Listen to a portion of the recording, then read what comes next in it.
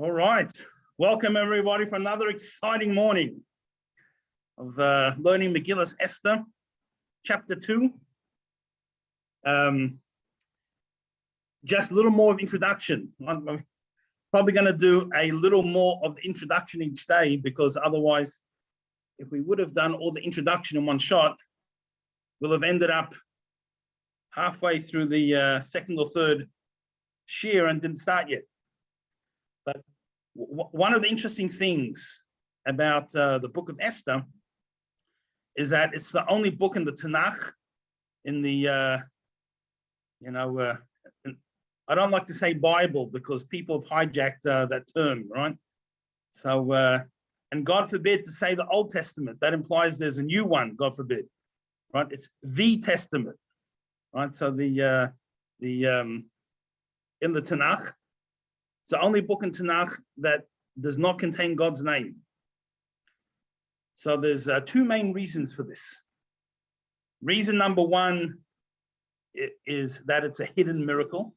Rabbi, Shira yes. Shirim. But there's at least a hint of God's name there. There's not even, you have other names. So, but yes, doesn't have the name Yud-K, Vav-K or the Kim. So but the whole song, the beloved is Hashem. So it's implied. But here we seemingly we have a story without mentioning God at all. So one reason is that it's the hidden miracle. Each part of the story seems like it just happened to happen or was a coincidence. It's only when you look at the whole picture, everything weaves together, you see that it's a miracle. And we'll come back to this in a moment. And the second reason is that it was entered into the official Persian records. And so it became, as well as a Megillah, a book of Psudim, a book of biblical book for us, as it went into their records, became a secular document, for lack of a better term, and people could potentially throw it in the garbage, a copy of it, or treat it disrespectfully, and therefore they didn't want to put Hashem's name. Now, because it's a hidden miracle, this is one of the reasons that we hide ourselves on Purim. Now, it's sort of become fashionable to have all types of costumes, but originally it was a mask. It's just wearing a mask. In other words, it conceals your identity. The other reason that we wear a mask or costume is that Esther, as we'll see shortly, hopefully we'll get to it today, or if not tomorrow, she concealed her identity. Right? She didn't say that she was Jewish until much later on. So that's the other reason. So traditionally, we always sort of was masked. Today it's become, the most imaginative costumes you can imagine. 25 years ago, exactly to this Purim, I was looking for a costume with a mask, and I went to a costume store, and I saw a Grim Reaper costume, and I said, "That's me." And I rented that costume, and I went to shul as the Grim Reaper. I was a principal or head of Jewish studies in a communal school at the time.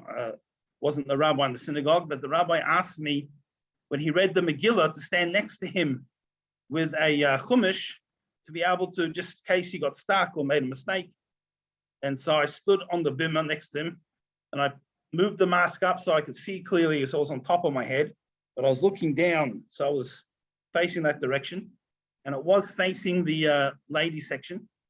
In the middle of the Megillah, there was a bit of commotion.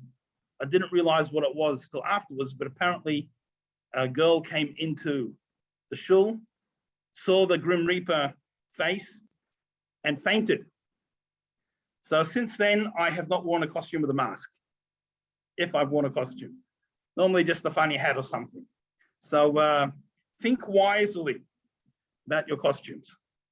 But anyway, this one of the reasons that we do conceal our identities, we dress up, is because Hashem is hidden and concealed. Okay. Chapter 2, Parak Base. After all of these things, the king's anger settled down. He wasn't angry anymore. And Zacha es Vashti, and he remembered Vashti, and we're told that he remembered her with affection, and he felt bad about what he had done. And remembered what she had done. And he also felt bad that he had killed her over refusing to appear naked. And he remembered that which he decreed against her. He felt, in his own mind, once he calmed down, felt that what he did was unjust, that he had done the wrong thing. Okay, now the other thing that's hinted in what he decreed is Achashverosh had stopped the rebuilding of the Beis Hamikdash. Now, before Achashverosh, there was a king, Cyrus, Koresh.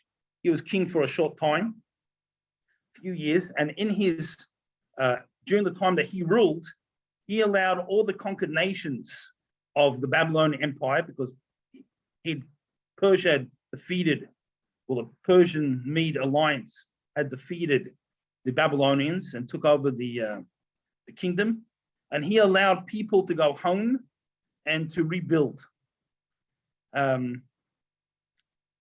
So just historically, what happened was throughout the Babylonian conquering, the build-up to their real empire, even before Nebuchadnezzar, there was a general Nebuzaradan, and there was some Hermo. Anyway, they couldn't have their army in every place at once. Today, especially in an area the size of the Middle East and various things, you put troops on a plane or helicopters, and in a few hours, you're wherever you want to be. In those days, the troops had to travel by foot, and you can't have your army everywhere, otherwise it's spread too thin, and you can't get it anywhere particularly quickly. So you had to rely on people not rebelling. So what was the plan? It was a twofold plan. Two reasons why people might rebel. Reason number one is they would rebel to get their country back. So what happened is they picked up nations and they moved them to other parts of the empire. So they won't fight for their land back. The second reason they might try to rebel is, even if they can't have their land back, they might want the ethnic independence.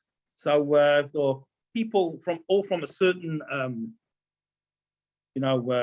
nation, certain ethnic group, even though they'll be moved to another country, they may want to have an independent state for people of their race. So not only did they move people to other countries, but then they mixed them up. So in each place, they put a few people from different countries they conquered, so they wouldn't have any common connection or reason to rebel. That was what they did. And this is, by the way, how yes, Susan. That's what the Persians or the Babylonians? Babylonians, pre-Persian. Okay. Thank you. And this is how the lost 10 tribes got lost. Right? They were conquered. So for a period of time after King Solomon, the Jewish kingdom broke into two. You had essentially 2.5 tribes, although there were members from all the tribes, but as a whole group, there was 2.5 complete tribes. The Kingdom of Yehuda, Kingdom of Judah, and then there was the Kingdom of Israel, which had 10 tribes. And so they were defeated bit by bit, and they were carried off into exile, and they were lost. They were mixed up with other nations, and essentially the majority of them assimilated. And they were gone. So that's what happened to the 10 tribes. Now today they found people. There's a group called the B'nai Manasseh, right, who have a tradition that they were descendants of exiles from those kicked out of Israel, various things, and there's a few million of them actually, and probably about 20. So what happened is that historically, in the 1800s, missionaries went there, and the missionaries started telling them Bible stories, and they said, "Oh, this is our tradition," and they converted en masse to Christianity. And over the last 50 years or so, probably about 30, 40,000 have converted to Judaism, and most live in Israel. But you have groups around like this. But generally speaking, that the descendants of the 10 tribes have all been lost. But King Cyrus said everyone can go back and they can rebuild. So some Jewish people went back to Israel and they attempted to rebuild the Beis Mikdash. Straight away, a group of anti-Semites, led actually by Haman's sons, or some of his sons. And as we said the other day, he had over 100 sons. So it's not just the ones that got hung in the Megillah. And we'll speak about them when we get to there. Sent a message to the king that the Jewish people are rebelling. And they're not building a Beis Mikdash. They're building a fort. They're building a base from which to wage a war against the Persian Empire. Messengers were sent to check it out, and it was actually Mordechai and Haman, amongst others, who came back with the report. And what happened is on this trip, most of the group did not survive, sandstorms and various things. But Haman drank all his water mid-trip. And he asked Mordechai, who had been rationing all his supplies, that he for some water. So initially Mordechai refused, because although we obviously try to save lives, but in this case, you're in the middle of a desert, and Mordechai felt there was really only enough water for one person. And if you share, you're both going to die. So although we have a mitzvah to give to others to save a life, but if both are going to die, then you're not allowed to. You have to at least preserve the life that you have. Haman he tried to buy the water. Mordechai said, "What?" Mordechai answered, "What does money help if you're not alive?" At a certain point, Haman offered to sell himself as a slave to Mordechai. Now, although Mordechai was still concerned about having enough water, but he knew who Haman was. He knew what kind of anti-Semite he was. He saw that he was rising through the ranks, and he felt that this could be of great benefit to the Jewish people. And he took this offer, and there was no paper available. Haman graved it into the sole of his boot, into Mordechai's boot, that he sold himself as a slave. And that very day, they were found by a traveling caravan and got plenty of water. And they made it back. So as they get back, the day they arrive back is the day Achashverosh is coronated. And Haman rubs it in to Mordechai, Cyrus, your protector, is gone. And straight away, Haman comes back and he makes accusation against the Jews. The Mordechai says, why would we rebel? The Persians freed us from the Babylonians and gave us permission to rebuild. Why would we want to rebel? Achashverosh says he's going to look into it. And in the interim, he married Vashti, Vashti told them, if you want to be married to me, which is something he wanted because it gave him credibility for the throne, because Vashti was a royal descent, she said, you cannot allow the Jews to rebuild what my ancestors destroyed. And so Achashverosh decreed the Beis Hamikdash cannot be rebuilt. And this is also hinted over here when it says, and he remembered that which he decreed in relation to her. It's not only the decree that he had her killed, he's remembering the decree that because of her, he did not allow the rebuilding of the Beis Hamikdash. Okay, verse 2. The Yomri Nara Melech Mashalsaf. So the king's servant said, the attendants, right? Let's search out and find good-looking young girls for a new wife. The Yavkei the Melech Bekidim, and he liked that idea. They said, let the king appoint commissioners, in all the regions, all the countries of his kingdom. And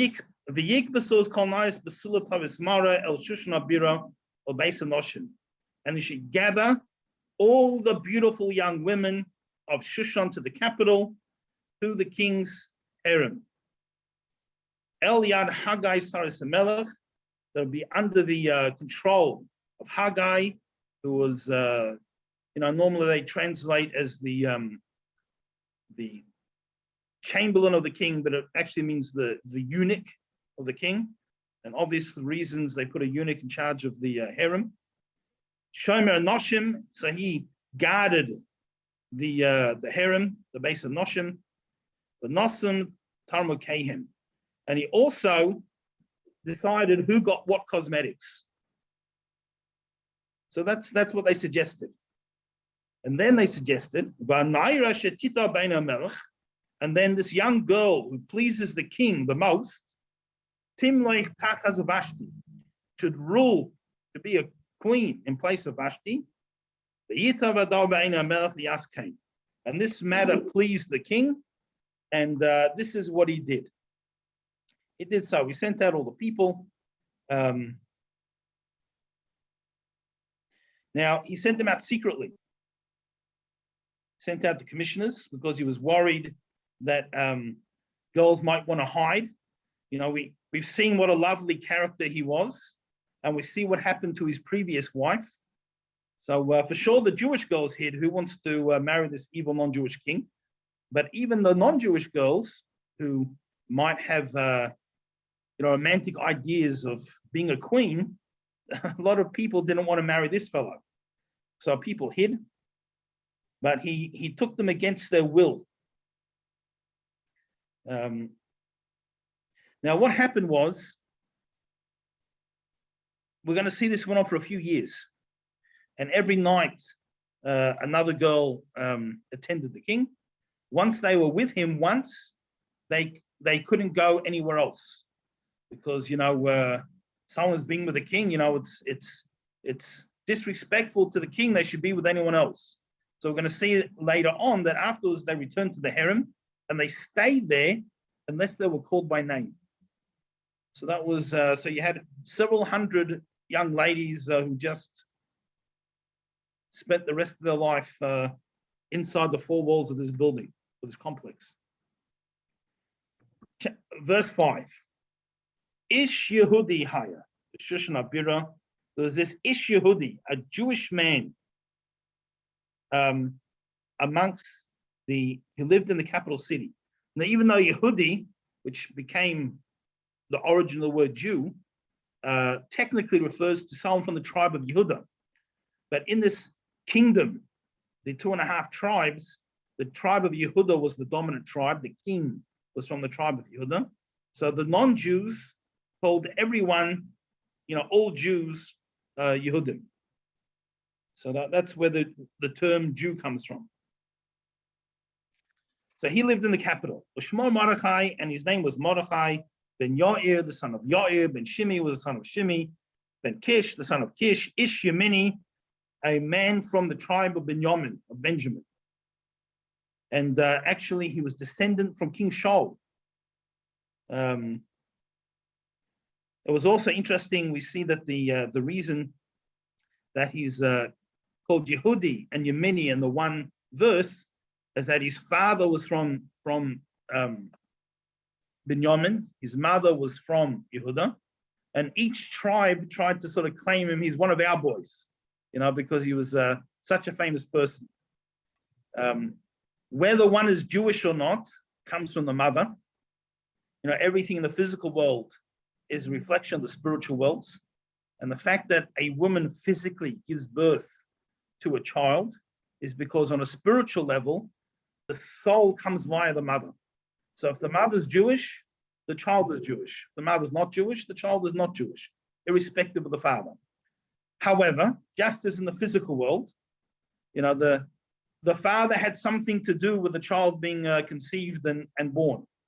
So he's some influence as well. And therefore the tribe comes from the father. So the Jewishness comes from the mother.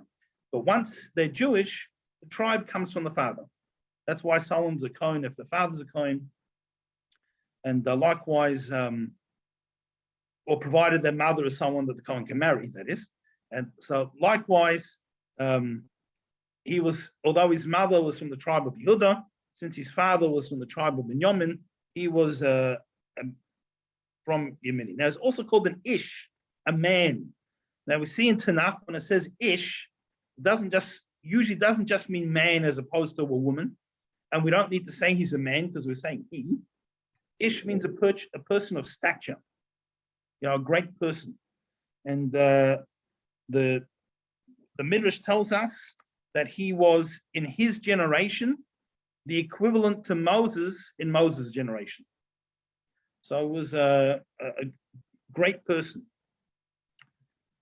A mensch.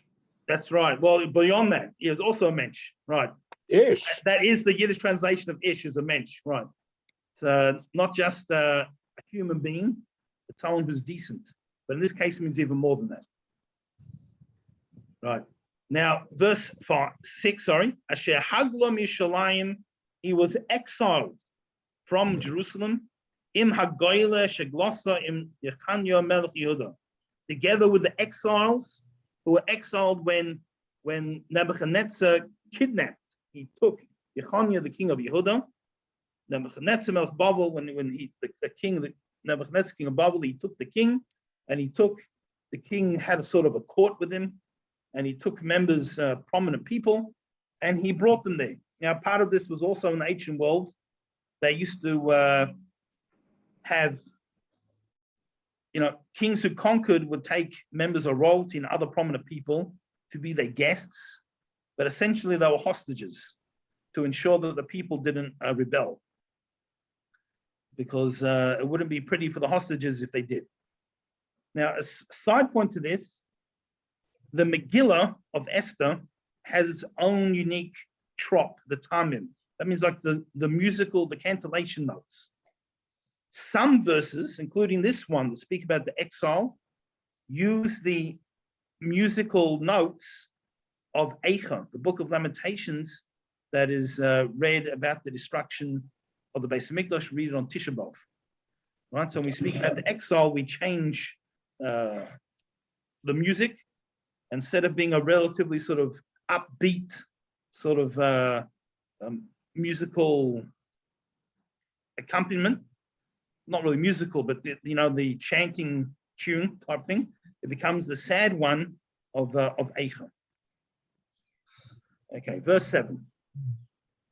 He oimein es Hadassah, and he raised up Hadassah.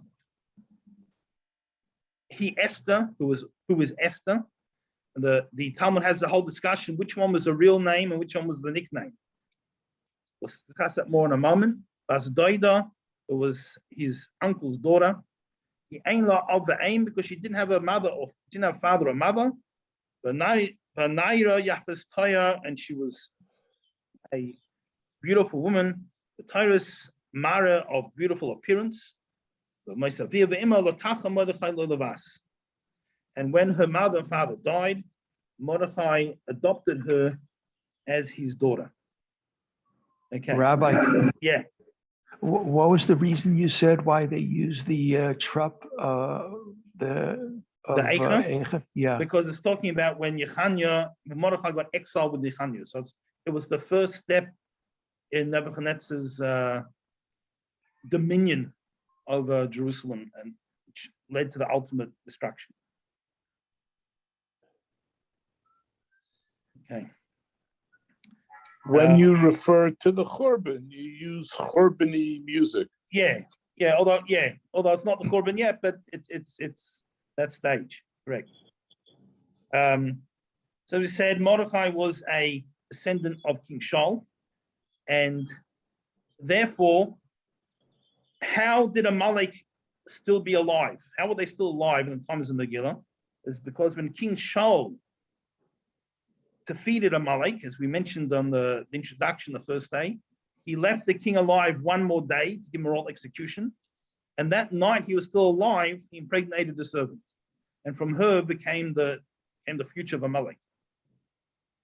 So it's Shaul's descendant who gets to partly rectify that mistake. And Esther's also Shaul's descendant of defeating Haman. That's them. We're also going to discuss a little bit later when we get there. There's hints how Yosef was the son of Yaakov who stood up to Esau, who's the ancestor of Amalek, and it's particularly through Yosef that Amalek can be defeated.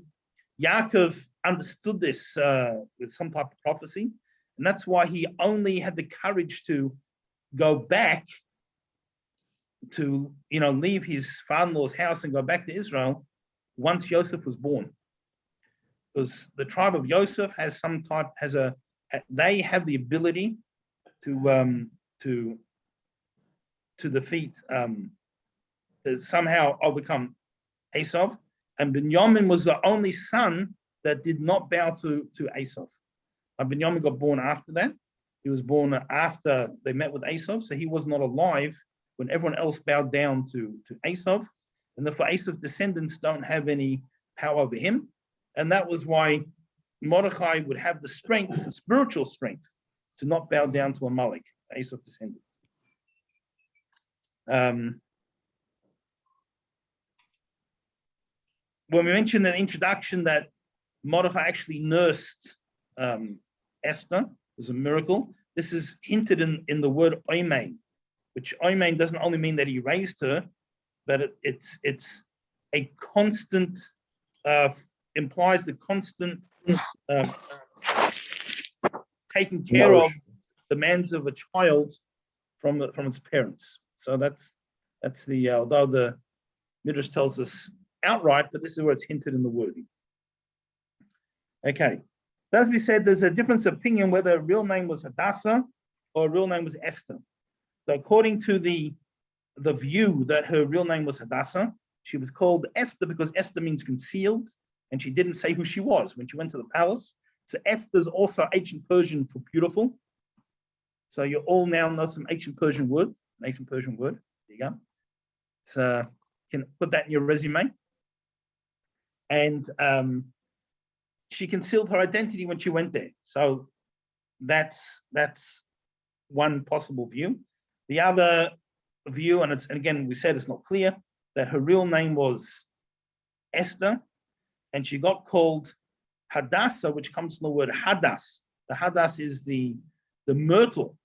The myrtle has a sweet smell, but if you ever bite into the plant, and I don't advise it, eating branches, apparently it has a bitter taste.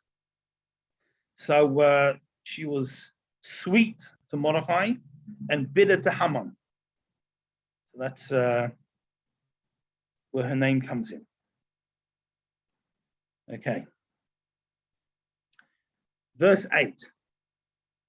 Vayhin it was, Yishama davar melech v'dasoi, when the king's decree came to be known, the kavis nairos rabbis of Shushan Abira, they gathered by force many young women to Shushan, the capital, El Yad Haggai, and they were put under the control of Haggai. So we're going to see that there was actually two sections to the harem. So the first section, they went for preparation, and this took 6 months. And then they went to the king, and after that, they got put in the regular harem. So Haggai was in charge of the first one.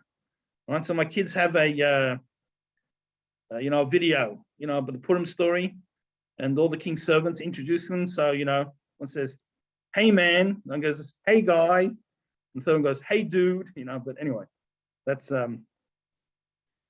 but Haggai was his name. Tilakach Esther Beis HaMelech, and Esther was taken, right, against her will. Eliad Haggai, she's put under the control of Haggai, Shomer Hanoshim, the person in charge of the women. Now, it's obvious she was taken, and this is when we use the word taken, here this is emphasized was taken by force. Verse 9. The Titav Hanaira Ba'inov, and this girl was pleasing in his eyes, in Haggai's eyes. The Tisa Chesed Lefonov, and she found favor before him. The Val es Tamrokeha ves Mamlaseha Taislo. And he prepared cosmetics, and he gave her all delicacies to give whatever she wanted. The Sheva Nairos, and he gave her 7 maids. Aruyas Seisla, they were transferred to her, they became her personal maids. The type base of Noshin to do with as she wished in her quarters in the harem. So the Persians did not have a 7-day week. Don't ask me how many days they did have, because all the sources I've seen just say there wasn't a 7-day week. I'm sure someone can find out somewhere. So once she was in the harem, she wouldn't know when Shabbos was. So what she did is these girls could request pretty much anything. She requested 7 maids, and she had them come in order, one after the other. So she knew when a certain maid arrives, that's Friday. So that night, she lights candles and starts doing keeping Shabbos. And the next one, of course, is the maid that's on Shabbos. And then after that, it's back to whatever. So number one, it helped her know when Shabbos was, so she can keep Shabbos. Number 2, as we're going to see in the next verse, Mordechai tells her not to tell anyone she's Jewish. This helps keep her Jewish identity secret, because the one who comes on Fridays thinks, well, she probably lights candles every night. Why should they know any different? And the one who comes on Saturday, on Shabbos day, however Esther behaves on those days, she doesn't light fires or doesn't cook food, whatever it happens to be, she doesn't know that she doesn't do that any other day. So this is why we mention these 7 maids. Now, they were also allowed any diet. So she said she was vegetarian, and she ate seeds and fruit. And this was how she was able to keep kosher. Many people have a custom because of this to eat like seeds, like either, things like sunflower seeds or pumpkin seeds on Purim. It's also one of the origins of having poppy seed as the, the original sort of Hamantash filling. Right? Today's everything, Seriously, I've seen advertised pastrami Hamantash. Right? They put pastrami inside. The same company, by the way, had pastrami donuts for Hanukkah. Today people put anything you can imagine, chocolate chips, whatever you can think of. But the old traditional one was poppy seeds, and that's one of the reasons. She ate seeds. So she had her servants, and that's what she did. Lo yegida Esther es Amma. Esther didn't tell who her people were, Bes Maladata, or who her family was. Mordechai tziva aleha asher lo sagid, because Mordechai commanded her not to tell anyone. Now, there's a few reasons for this, and like anything in life, let's say a person moves from one city to another city. It's usually not only one factor that made you decide to move. It's normally a combination of factors. So there's different reasons for why Mordechai told her not to tell. It's not an argument about what the reason was. It was all these factors combined. Reason number one was both Mordechai and Esther would prefer that Esther was not chosen to be queen. And we know the king likes to marry people of royal descent. That's why he married Vashti. So best to keep her lineage being descended from King Saul a secret. That's factor number one. Factor number two, we see the king gets angry with his wife. He gets drunk and he does who knows what. And if, God forbid, this would happen to Esther, he may also take his wrath out on her people. So her being in the palace, even as a concubine in the harem, could be a potential danger to the Jewish people. So it's best just not to say who her people were. Another reason is that if she would become queen, Mordechai felt that it wasn't just, why would Hashem do that?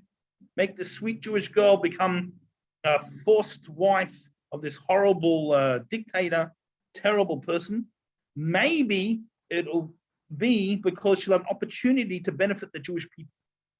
They didn't yet imagine how much she was going to benefit the Jewish people, but they figured she'd have a chance to do something. So she would have more success at that if they didn't say that she was Jewish.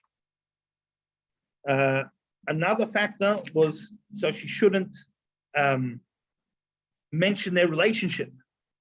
And that way they would be able to meet and people wouldn't be suspicious. Another reason is that it gave her an opportunity to secretly keep her Judaism. Things like the 7 Maids, saying she was vegetarian. If she would say she didn't eat it because she was Jewish, then the king might not let her. There could be these various things. So these were all the various factors. She kept her identity. Yes, Susan. You were talking about the pastries, and I didn't want to interrupt you, but why do we call it Hamantaschen with the same name as that rotten guy? I don't understand. So there's a few things behind that. Number one is that Hamantaschen means Haman's ears. So what happened, apparently, I was going to mention it when we get to there, later on, there's going to be this messenger, Chatach, who goes backwards and forwards between Esther and Mordechai. And Haman gets suspicious. So he captures him and he kills him, unfortunately. Before he kills him, he asks him, do you have any last requests? So he says yes, and he whispers something. Haman didn't hear it, so he put his ear down to hear, and Chasach bit his ear. And so Haman's ear looked like a Hamantash after that. So that's Haman's ears. So that's. I hope that doesn't put you off eating them. There's another reason. Poppy seeds, called man in Yiddish, and Taschen is pockets in Yiddish. So it's poppy seed pockets. So that's another factor. So I like that better. Yeah, Better than the guy's ear. in modern Hebrew, they call them Azne Haman, Haman's ears. And actually in the Hebrew term, there we go. I didn't hear the second reason why they call it Hamantash. Because in Yiddish, it's similar to the words poppy seed pockets. Poppy seed? Yeah, the Pocket, little black I know. A Taschen is pockets. pockets. But what is the poppy? Man. It's called man. Oh, man, not Haman. Rabbi Wernick, Yes. Yes. where is the source of the tradition of the Why didn't you let me three-cornered finish hat talking? that Haman wore? Phyllis, Why Okay, didn't you we'll just let let me Ben finish, and then we'll talking? come to your question. Hold on one Oh, second. I'm sorry. I thought he That's all right. finished. It's all right. So Ben, you're saying? Yeah, I'm saying, I don't know how you come to ears from Tashan In Aramaic. or in Aramaic. Okay. Aramaic, yeah. Because in Hebrew, I know it's Oznei Ama. Yeah, so that's just a Hebraicized version of the Aramaic name. Thank you. You know, like the Sufganiyot, you know, used to always be, you know, in Europe they call them ponchkas, Right? right? That's It's you know, puffed up. so puffed up dough. once they came to Israel, they wanted to give everything a Hebraicized version. Right. So that's where it came from. Okay. All right, we'll Yes. just get to the other question. So what were you saying in the middle? Yes, Rabbi Warnick, Yeah. I had heard that the Haman Tashan are referred to as Haman's three-cornered hat. I don't know, where does this tradition come from? So people say that, you know, that it looks like his hat. I'm not sure there's a real source. I'm not sure they actually wore three-cornered hats in Persia in those days. You know, maybe they did, maybe they didn't.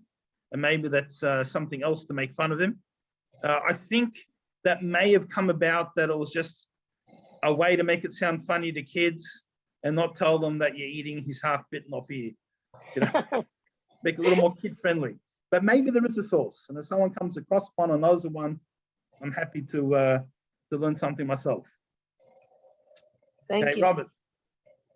Oh, sorry, did you have something else? Yeah, I had the same question that Felice did, because I had grown up understanding it was a three-cornered hat, and as a show of disrespect or whatever, you ate his hat. That's about all I know. Yeah.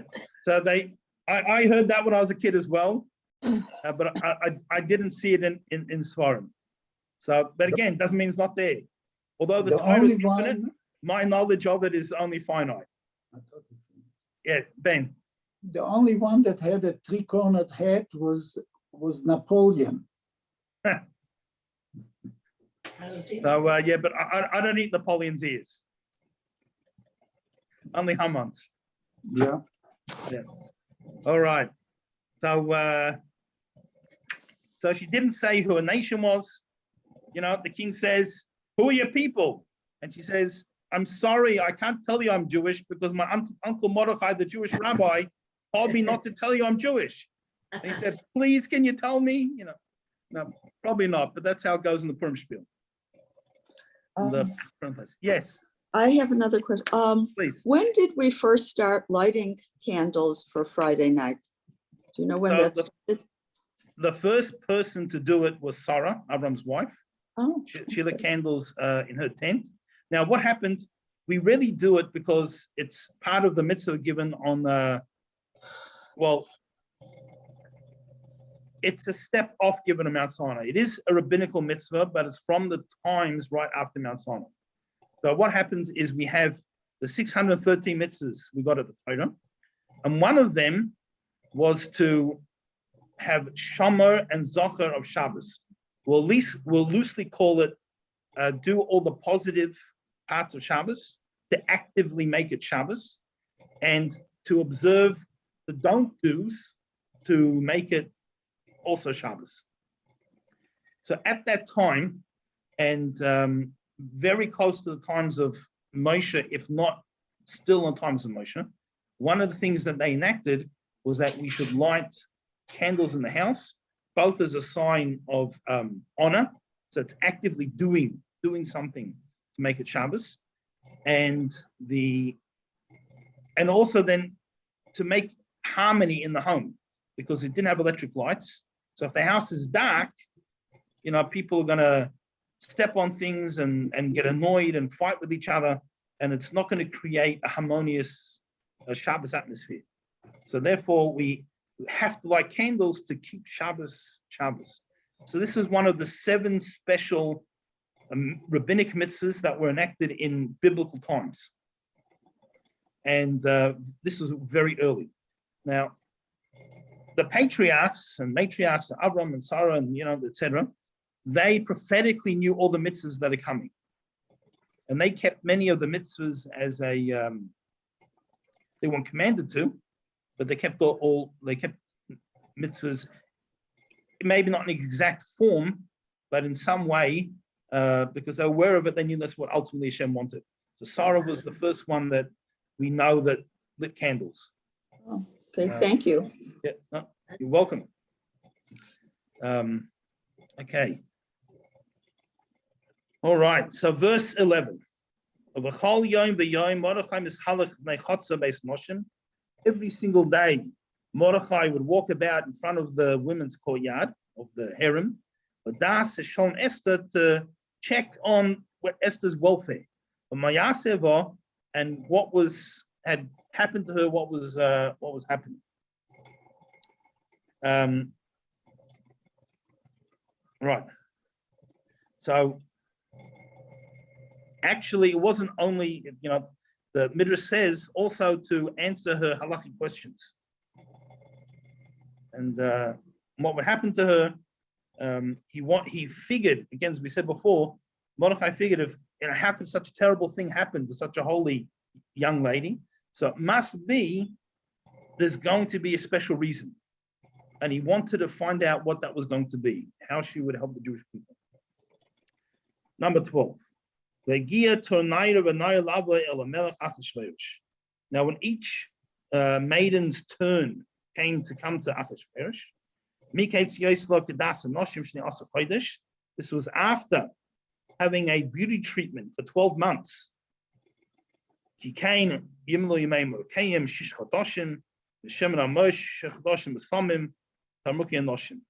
Right? She was bathed every day for 6 months in the oil in myrrh oil.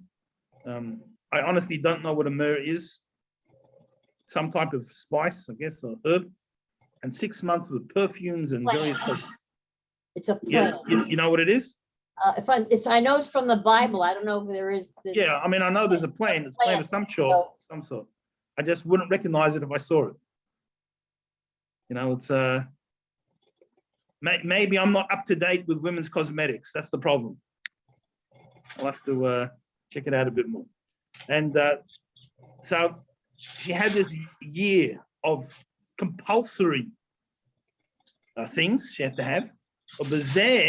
And Hanayra Bar Melech, and when she actually went to the king, is whatever she requested. So if she wanted fancy jewelry or certain types of makeup or hair done in a certain style, whatever it was, whatever she requested, she got. The base of Noshim ad base of Melech. This when she went from the harem to the king. Now I'll come back and explain a bit more, but we'll just finish the section. The Erev Hiba, in the evening she went to the king. Baboika Hishava, in the morning she returned. El Beis Noshim Shani, to the second harem, the main harem. Eliad Shashgez, which was under the control of Shashgez, Saras HaMelech, who was the officer, the eunuch of the king. Shoima Hapilogoshim, he looked after the concubines. And she would never go back to the king unless the king wanted her and he called her by name, requested her by name. So, and I'm sure after several hundred, he didn't remember half the names. So these people just stayed there forever. So this is what happened to them. Okay, now we're going to see what happened when Esther was called. Testament number 15. Esther Mordechai. It came the turn for Esther, the daughter of Abichail, uncle of Mordechai, who had, right, Asher Lokach lo the bas, that he'd adopted as a daughter. Lava Lamelech was her turn to come to the king. And we mention her lineage to show that she was still living up to her lineage. She spent this time in the palace. She hadn't changed. She was still a committed Jewess. She did not want to be married to the king. She didn't request anything. Everyone else is requesting all kinds of things. She didn't request anything. She didn't want to get picked. Only what Haggai, the officer, told her that she had to do. So what she had to do, she was forced, but she didn't request anything optional. Now, Esther found favor in the eyes of all who saw her. And this is what I mentioned before, that whoever saw her saw whatever they thought was the most beautiful woman. This is what it means she found favor in everyone's eyes. So simultaneously, there's an Asian and an African and a European all looking at her, and whatever they imagine to be the most beautiful woman, one person sees an African, another one sees an Asian, another one sees a European, and whatever they saw, that's whatever they imagine, that's what they saw. Okay. Sorry, there's a knock on the door. I apologize. One second.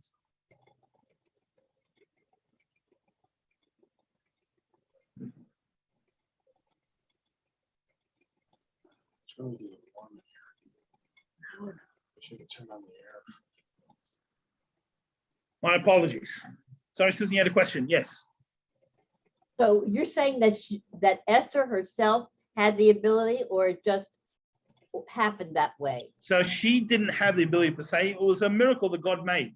God wanted whoever saw her to like her and to Okay. whatever. She So was not aware of this feat.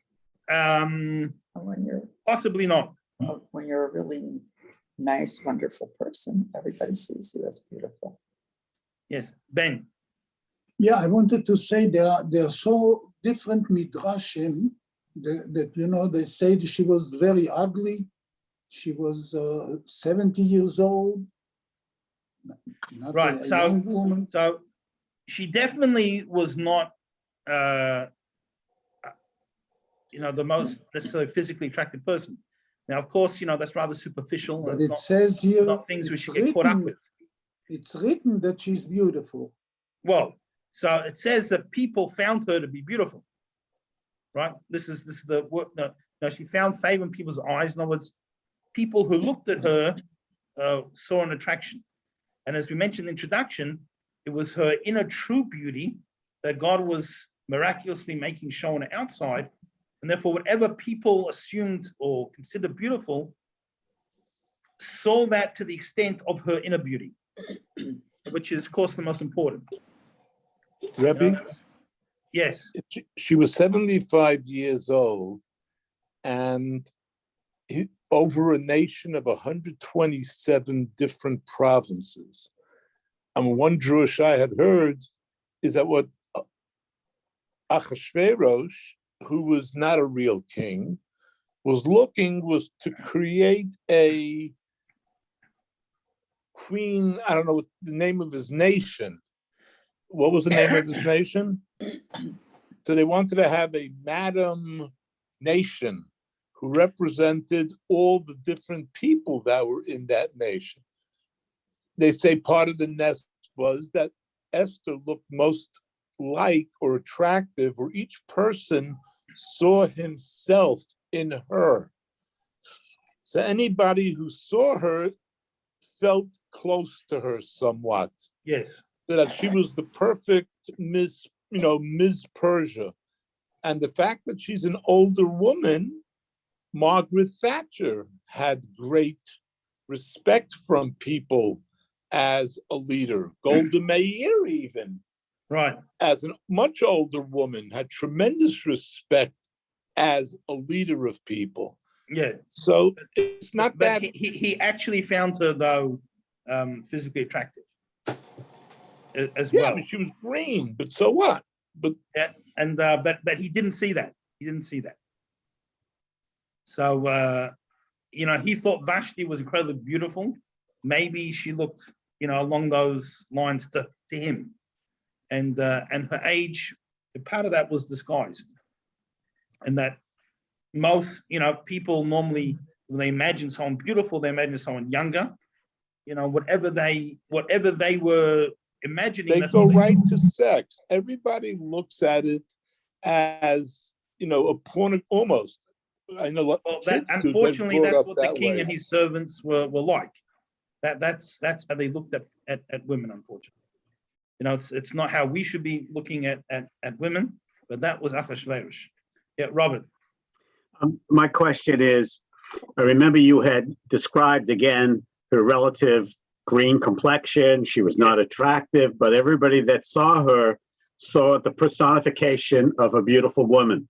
So I guess the question for me is there any literature that provides the rationale for that to happen, whether it was seduction or sorcery or whatever it was that created that phenomenon of her being, her presence? So Hashem made her inner beauty be reflected in the outer beauty.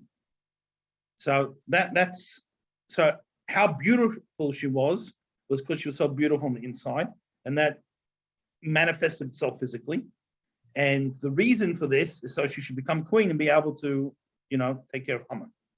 So I guess the extension of that is when you look at her, you see her neshama, because her neshama is her beauty, and that's essentially that's the rationale for it. That's what you saw. Yeah, Ben. Okay, thank you. As far as her age, it says that they went looking for young girls.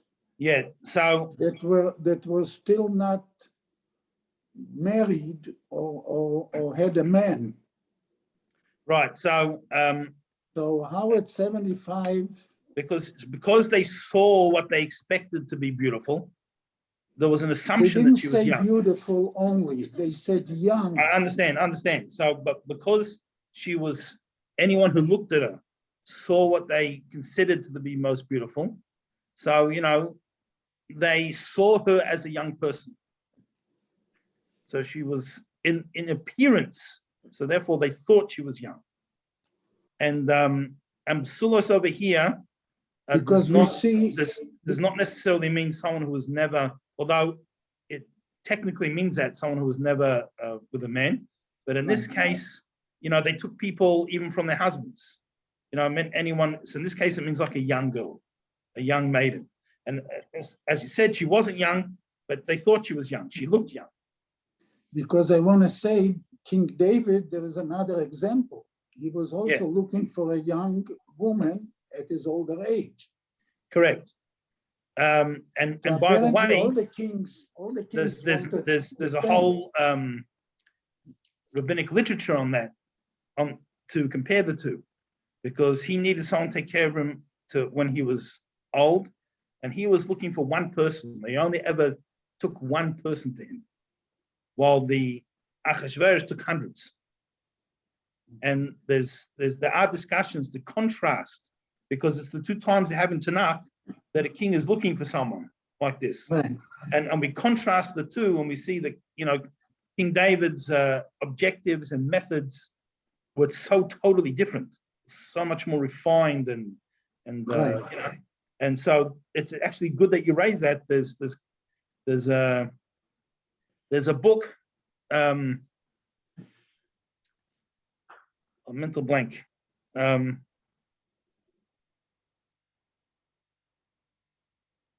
All right, it'll come to you. I think what it's called, but it's a very difficult book to learn. But Art Scroll is slowly printing it like the Gemaras, with a few words, and then not on the translation, and also the elucidation of various things. And the Purim one has just come out, and there's a whole chapter there actually comparing, King David looking for than Achashverosh. So it's something. We'll tell you tomorrow what it's called, but not willing. And then if something of interest, the Purim one, something interesting to study. Yeah, I saw the comparison right away that both of them were kings and they were asking for the same thing. Yeah, that's right. But they did it totally differently. Right. Because one was righteous and one was not. One was looking for a wife, and the other one was looking to indulge, essentially. That's the, King David fought wars for his people. He put his life at risk. He spent his time judging the people, with justice, with fairness. He wasn't perfect. He made a mistake. He spent the rest of his life trying to make up the mistake. The prophet came to him with a parable and showed him he made a mistake. this shows you who King David was. Most kings in the ancient world, you don't come and tell them they made a mistake. And if you do, you lose weight, you go on the decapitation diet, right? There Right. goes the head, and you're finished. We see King David, not only he listened to him, not only he didn't punish the prophet for telling him, he said, you're right. And he worked the rest of his life to change himself, to do tshuva. So he was someone that, he was a king who was a servant of the people. Well, Achashverosh was a king who everyone had to serve him. It was for his all right. So I guess we'll leave it here for today. I'm glad there's more questions and more discussion. And you know, I think if I was just listening to me lecture for an hour, I'd fall asleep. So I'm glad- No, we can't. No, you have a nice voice.